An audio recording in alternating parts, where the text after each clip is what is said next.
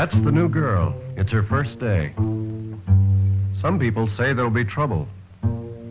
Some people saw trouble coming right from the start. Good morning, Dad. Morning, Miss Wright. Got a rush. Cat knocked over the alarm. Careful on the turn.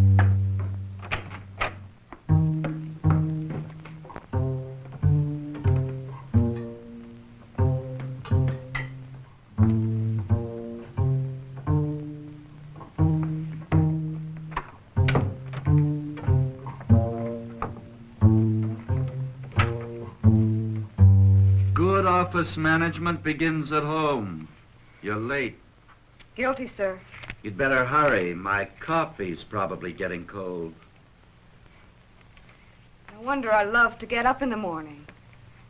I've got such a nice boss to look forward to. Incidentally, did you see the urgent note I left on your pad last night? Top policy meeting at 9:15? Yes.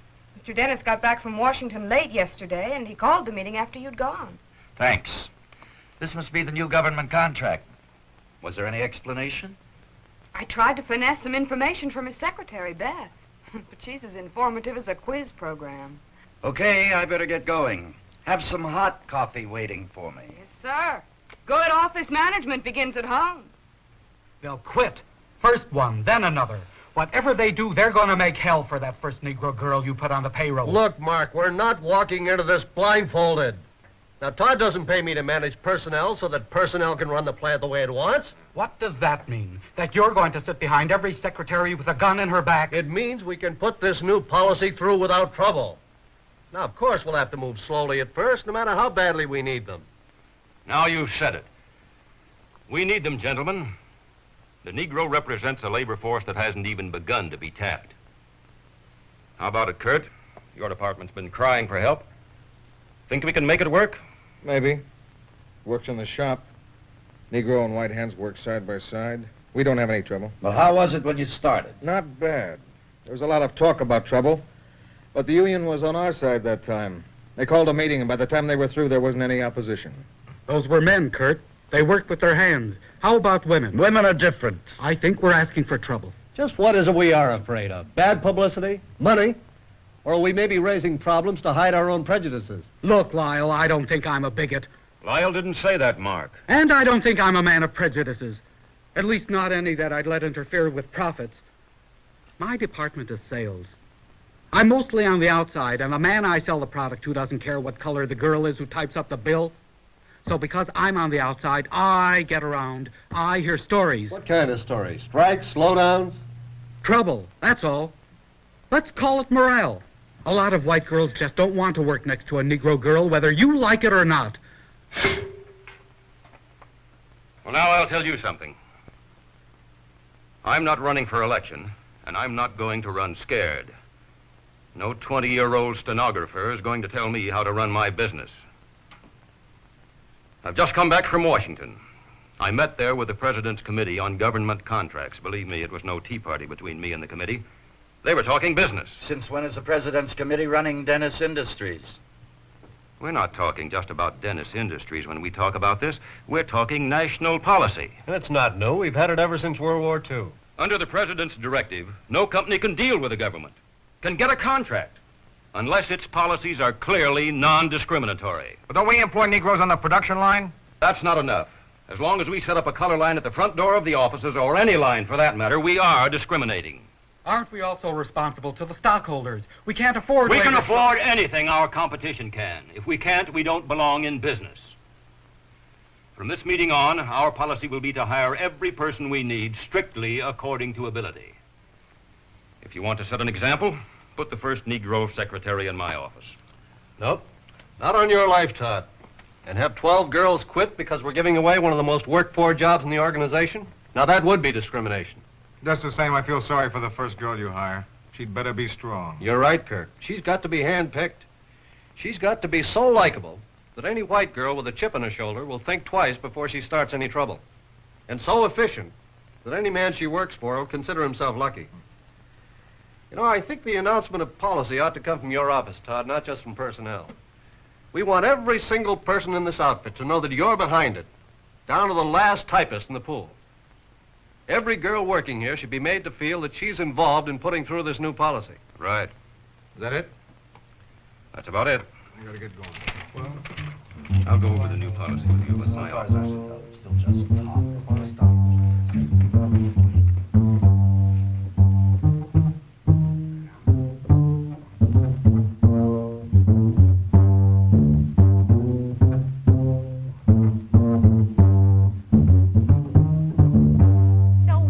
Going to do? They've got to live too. Who said they don't? Oh, take it easy, you two. It hasn't even happened yet. I tell you, I know it for a fact. I got it on the best authority. Right from the horse's mouth.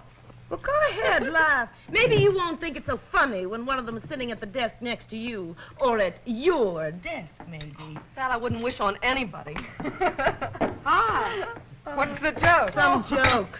The voice of doom here, spreading her usual morning cheer. Yes, and this morning she's colorblind. Very funny. She's got some very confidential information on the best authority. I tell you, it's going to happen. It sounds terrible. It is. Oh, we're all going to lose our jobs. Not so loud. I happen to need my job. Me, I'll quit first. Well, what would we do without you? Oh, probably invite my replacement down here. Marge, what's he talking about? Oh, you know Ella. She claims they're going to start hiring some Negro office help around here. So what? So if they do, I quit. You're kidding. Go ahead, Kit. You tell them. Me, they laugh at. Kit, you don't mean that. Yes, I do. Don't misunderstand me. I haven't got anything against them. Take Ned, the guard at the door, for instance. We're good friends, and I like him. But that doesn't mean that I want him or his sister working in the office with me. Girls, I don't bother them, and they don't bother me. That's the way I mean to keep it. Where are you working now, Mary? Lane's. At least I was this morning. I might not be this afternoon if I don't get back pretty soon. Mr. Graham should be free in a minute. He told you what he wants to talk to you about? All I know is he said, how would I really like to go to work? And could I drop around to the Urban League on my lunch hour? Have you any idea? Put these books away, please, Miss Thompson. I'm sorry I kept you waiting. Won't you come inside? It'll only take a few minutes. Well, good luck. Thanks. Has Miss Thompson been filling your head full of tall tales?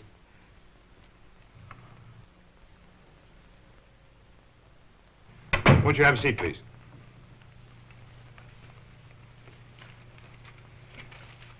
Cigarette? Now, let's see. You've been working in Lane's since you got out of high school, right? And now you've graduated from secretarial school. Must be pretty rough working during the day and going to school at night, isn't it? I think it was a little harder on my family than on me. They had to listen to my complaining.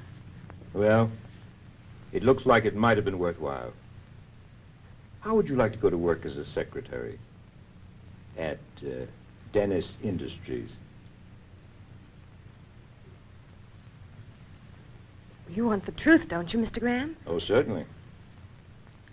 I'd give an eye tooth to work as a secretary. But at Dennis Industries, I'm not so sure. Oh, you're afraid maybe you're not quite good enough yet, huh? No, that isn't the reason. I'm more afraid they wouldn't want me at Dennis. Well, someone does. They called me. I didn't call them. Mr. Graham, we're not talking about anything that's secret. They've never hired a Negro girl. Everyone knows that. It's not that they discriminate. It's just that they don't hire us.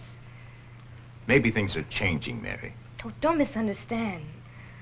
Oh, I'd love to work at Dennis. And I do want a job as a secretary. And I could handle it. I know you could. I've checked your records. You have every qualification you need.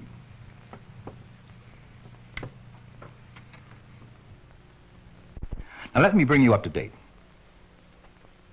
Last week, the personnel department of Dennis got in touch with every employment agency in town. It told them that beginning immediately, Negroes were to be hired on the Dennis office force. Really? Yes, really. They also called up the Urban League and asked us to help them over the hurdle. Sounds as though they're serious. They are serious. They've already started to map a long-term educational plan so that the schools around here will know exactly what kind of help they need. Well, they've approached every organization in town and asked for their assistance. This could be a tremendous step forward.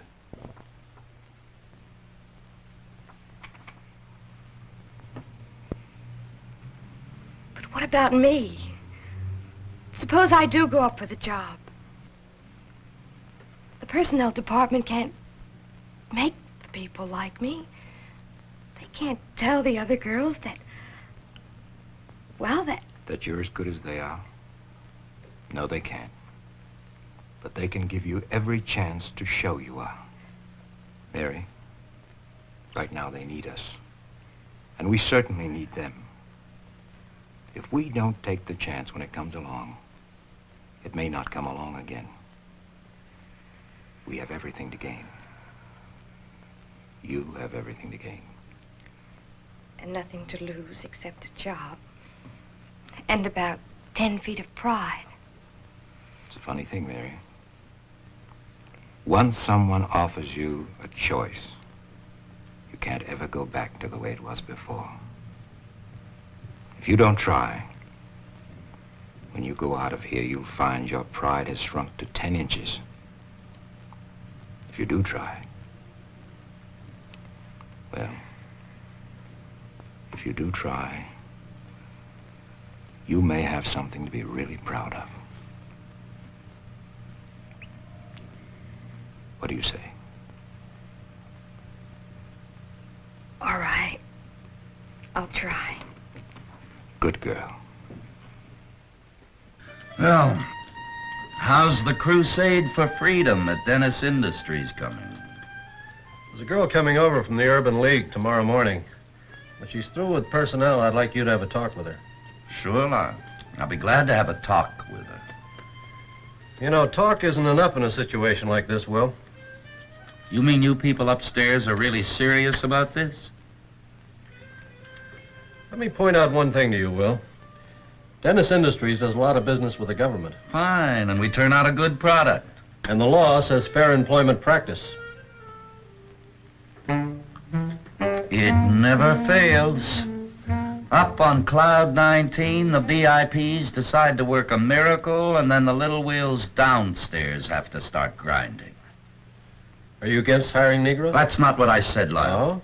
What did you say? That I'm only an office manager. I can't make a hero out of Todd Dennis. Nobody asked you to do that. All you have to do is to follow company policy. And lose half the girls in the office while I'm doing it. Have you lost any yet? Not yet, but there's muttering. Yeah.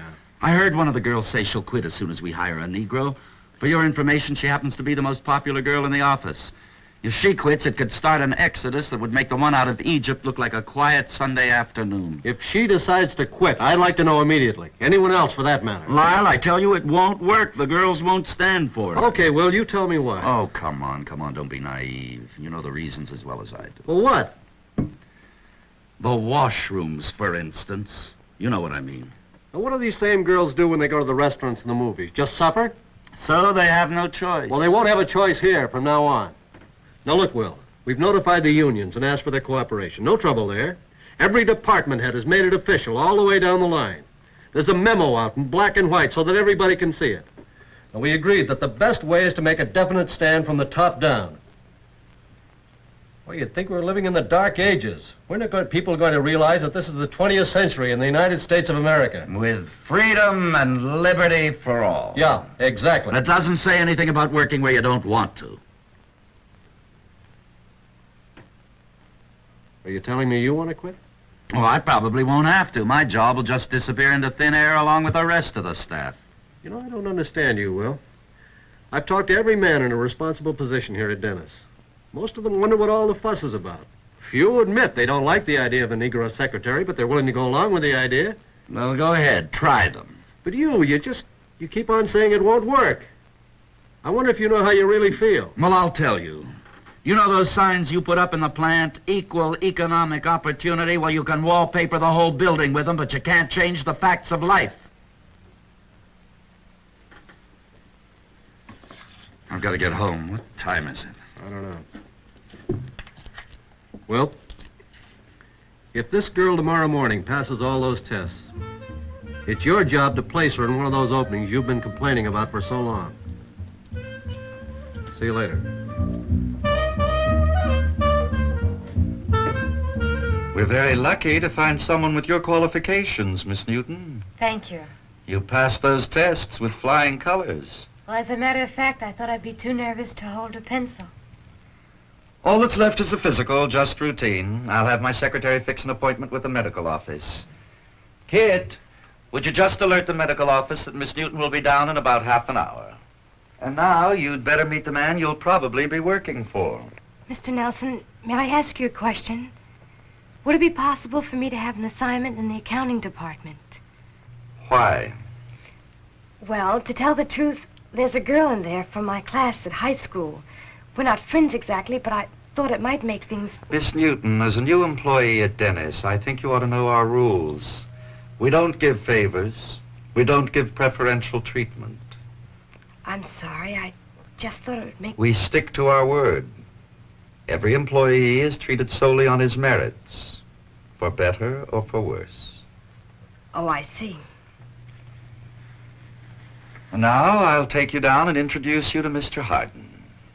As soon as I can. You'll have to wait. That's all I can say. All right, goodbye.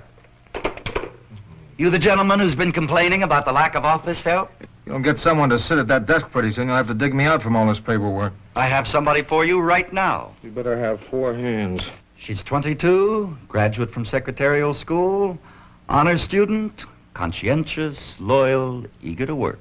Go on, I don't believe it. She's outside. Would you like to meet her? Sure, bring her in. And tell her to have her pencil sharpened so that we can get started. Miss Mary Newton, Mr. Kurt Harden.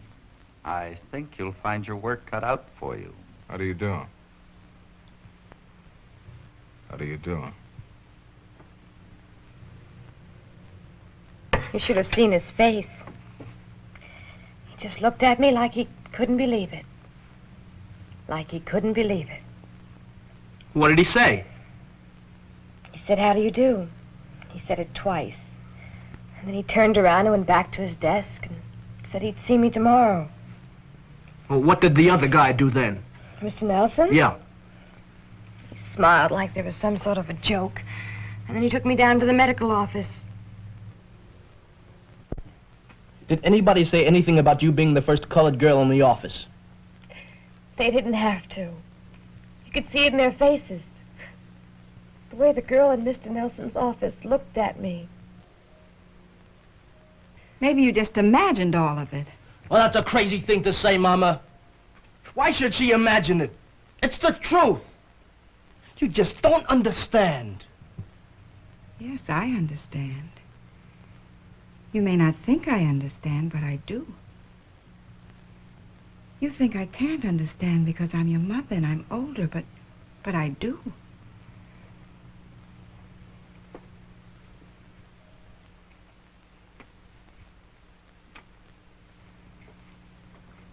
What you're going through isn't new.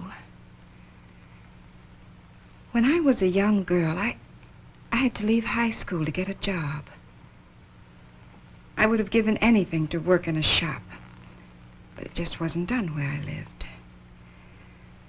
Nobody ever heard of a nigger working in a shop where white girls and white women came in to buy things. So I got a job cleaning house. And I cleaned house and cried at nights until I got married. Maybe my mother had something she wanted very bad and couldn't have and cried about all night. I don't know. But now I have you children. And I've watched you grow up and finish school. And now Mary's working in a shop and crying her eyes out because she can't work in an office. Well, maybe she can work in an office. And if she can, I don't want to see her throwing away the chance because she's afraid. Maybe those people hate her. Maybe some of them do. And maybe she's imagining a lot of it, dreaming up trouble to hide her fears. And if this is the way it is, then she's got to find out. And the only way to find out is to go to work tomorrow. Or else When she has her own kids, she's going to have to watch them get hurt and cry and be afraid. And she'll always wonder if she couldn't have suffered it for them and maybe made their lives a little easier. The way I sometimes wonder now.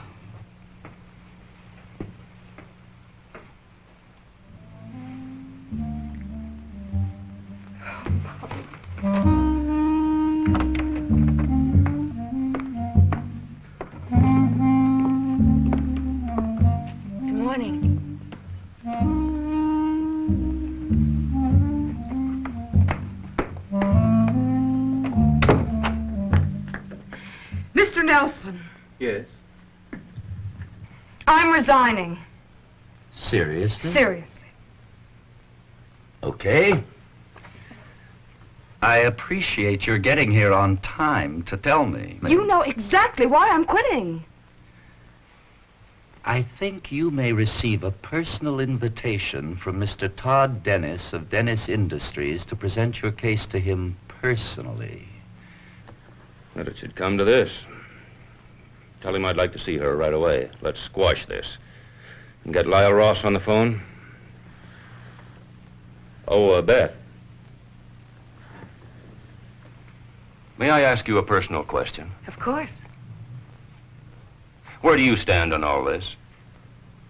You've heard the policy discussion. How do you feel? Well, honestly, Mr. Dennis, I wonder where everybody's been. I mean, doesn't anybody in this company read the newspapers or go to the movies? I think it's about time we woke up. You can be a great help to us right now How? by giving the new girl a chance. By making sure that she gets a chance. You mean by being especially nice to her? No, not especially nice. Just plain, ordinarily nice. Common, garden variety nice. You have a certain amount of prestige here. Use it. Well, I wouldn't want the other girls to think I was doing it just because I was the Now, boss. look, don't you start being frightened, too. Think about it.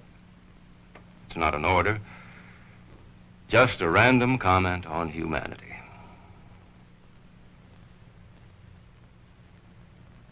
I'm sorry you want to leave, Miss Wright. Up to now, you've been an asset to the company. I'm sorry, too, Mr. Dennis. Up to now, I've enjoyed working here. I suppose you'll be looking for another job. In a plant that doesn't hire Negroes, of course. In a plant that doesn't hire them to work in the office with me. Well, that's going to be more and more difficult. I think you understand my position. I know your position. I don't understand it. It's not difficult to explain. I know. I've heard it all before. Surely you don't expect us to adjust our policies to meet your approval? Frankly, I'd rather not work than to work under your new policy. Rather not work.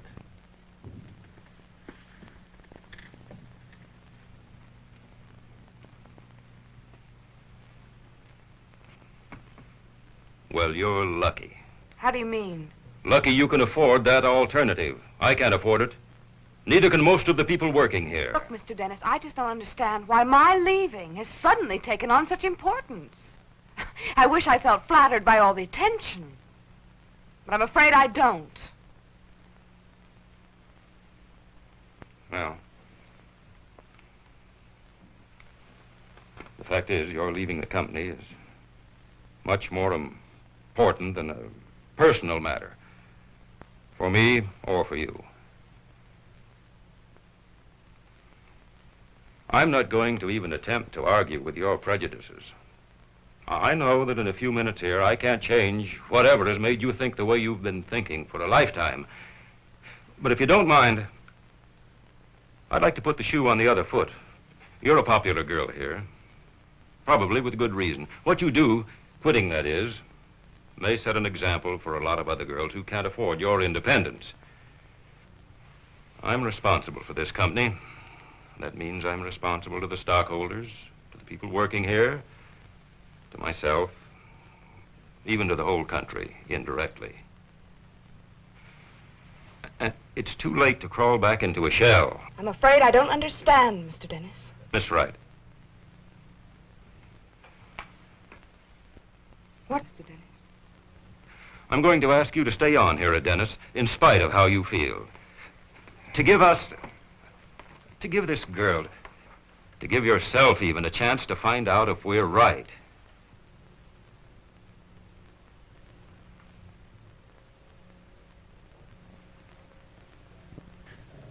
You're putting me in a pretty tough spot, Mr. Dennis. Well, it may not be as tough as you think. You're making it awfully difficult to refuse. It would have been so much easier if you just bawled me out. This is something that has to be handled reasonably. Will you give it a try? I think it's only fair to warn you. I may do all the wrong things. You may be sorry if I stay. Well, every day I'm in business, I'm taking chances. I'm willing to take this one.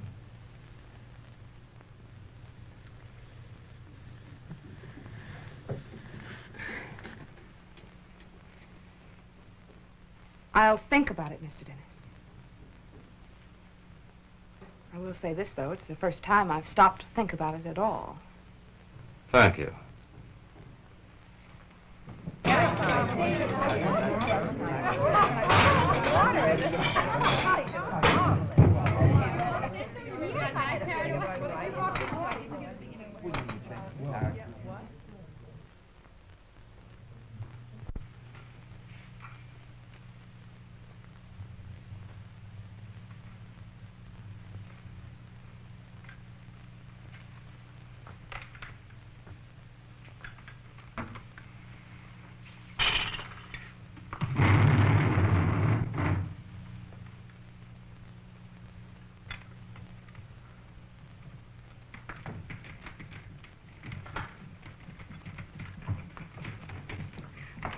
Hi, I'm Miss Merrill. Hello, Mary. The secretary's usually over here. Won't you join us?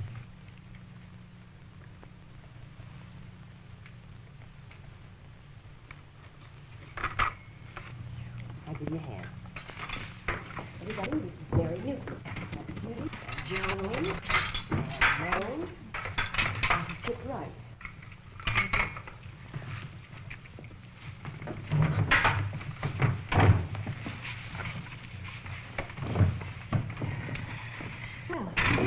What department are you in? Production department. Work for Kurt Arden. Oh, yeah, Mr. Arden. That's right. There was no mass walkout. No one quit. A few girls even tried to help out.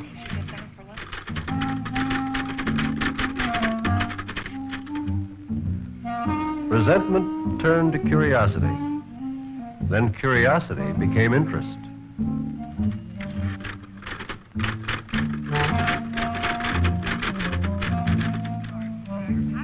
In time, Mary was no longer the new girl, and new girls no longer meant trouble.